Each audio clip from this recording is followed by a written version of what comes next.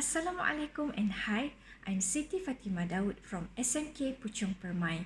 Today, I would like to present my lesson on developing independent ESL learners through video project. According to Livingston 2012, independent learning is a method or learning process where learners have ownership and control of their learning. They learn by their own actions and direct, regulate, and assess their own learning.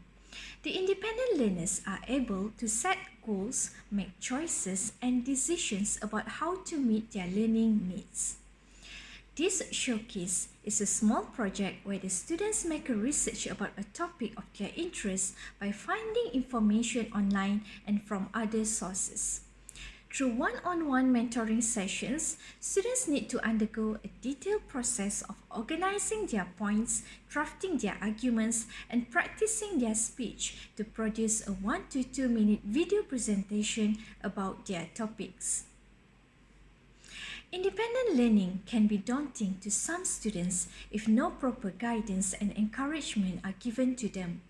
Apart from being able to think, act, and pursue their own studies autonomously, they can also improve their high-order thinking skills through independent learning. Because of the COVID-19 pandemic, students have to be more independent, especially through online learning. Therefore, I believe that this activity could develop students' sense of independence in learning. Next, for overall language development of students, as they can improve their English language, especially reading and speaking skills. And lastly, to enhance the role of teacher during the global pandemic, because in independent learning, part of the role of the teacher is assisting students by ensuring that students will actively involve in learning. The students are from SMK Puchong Permai, which is located in Puchong, Selangor. They are in Form 3 and there are 38 students in the class, but the activity is done in several phases.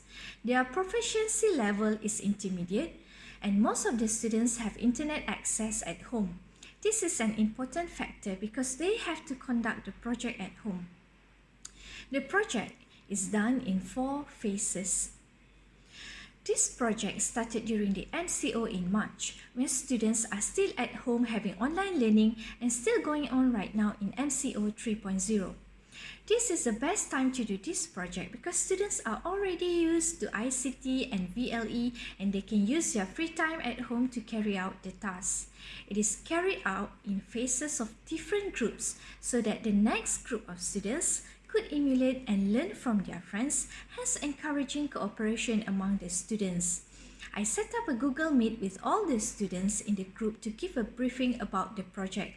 I also gave them a timeline so they can work on that timeline and I can make sure that they are on track. Then I gave them a list of topics. The topics are mainly about choosing one thing over the other or discuss whether they agree or disagree with the statement, and provide reasons and justification for their choice. I encourage the students to work in pair. Each pair will choose a topic, but they have to choose the opposite stand of the topic. But I don't make it compulsory for them to do that because after all, this is still an individual work. The reason for letting them to work in pairs is just to support them, so at least they have someone to discuss with while navigating on their learning process. I also told them that they have to provide reasons and justification for their choice of the topic with evidence or clear examples. So this is where I taught them on how to find credentialed and reliable sources. This is a short recording of the meeting I had with the students. With both sides, so when you do your argument, you have a good idea of what you are talking about. This is actually the estimated timeline. Okay, so I allocate 1 week for every part, but you don't really have to worry about the timeline. You can work on your own, but please don't postpone the work for too long. I ask you to keep your work, to keep your notes and any research that you do, because I want to see each of your development. So how do you send the video? We just send it over to your WhatsApp or some point? Or we just email? It's just email. I don't know. Okay, I give you 1 to 2 minute duration of video, but do not make it less than 1 minute. After After they have chosen their topics, the next part is preparing their drafts. They need to find information and materials from the internet or other sources.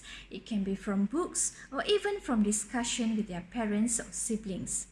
I reminded students to keep every work they do so I could see their development. These are some examples of their notes.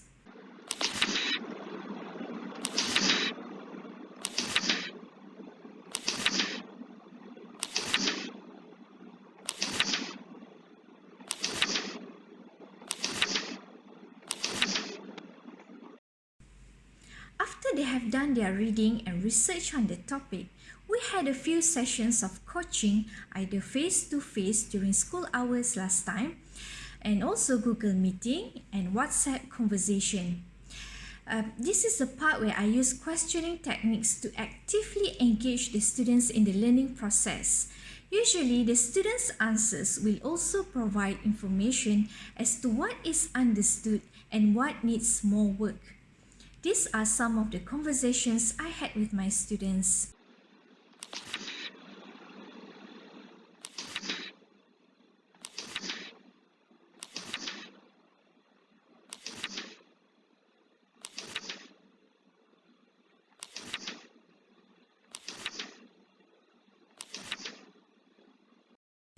After we feel satisfied with the drafts, I ask the students to start doing the video. Throughout the MCO, they just do the video at home with the help of their parents and family members. These are some of the students' work. You can watch all the videos on the link here. During the first group of students, I don't have much problem with the video production, just a few technical problems. But on the next group of students, more things emerge. For example, pronunciation errors, or the students couldn't handle the nervousness talking in front of a camera. So I listed out what are the things that they need to improve and asked them to do the video one more time. But I didn't ask them to do the video for the third time because it might demotivate them. The thing with technology is it's very easy for students to just ignore you or leave you on blue tick.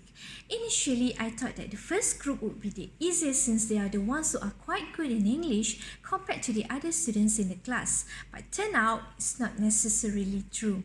Out of 8 students, only 6 completed the project. The other 2 just kept quiet and didn't respond to anything at all. So for the next group of students, I created a WhatsApp group for 3 to 4 students at one time because I believe that the students would feel embarrassed to ignore their teacher in a small group. The next group of students can watch their friends' videos, which I have uploaded in the Flipgrid. There are 2 reasons for this. First, I would like them to see the examples done by their friends so at least they have an idea of what they need to do. And second, they can choose the same topic to counter their friends' arguments in the video. In conclusion, it is found that with proper guidance, the students are able to work on their own in gathering information, exploring every side of the topic or issue, and forming opinions and justification for their reasons. Supporting students in self-regulation, providing feedback, and helping them highlight progress was found to be especially important. And asking questions requires a student to be active in learning using their knowledge to solve a problem. This project took a lot of effort on my part to plan and execute the lesson and at the same time to build rapport with my students individually.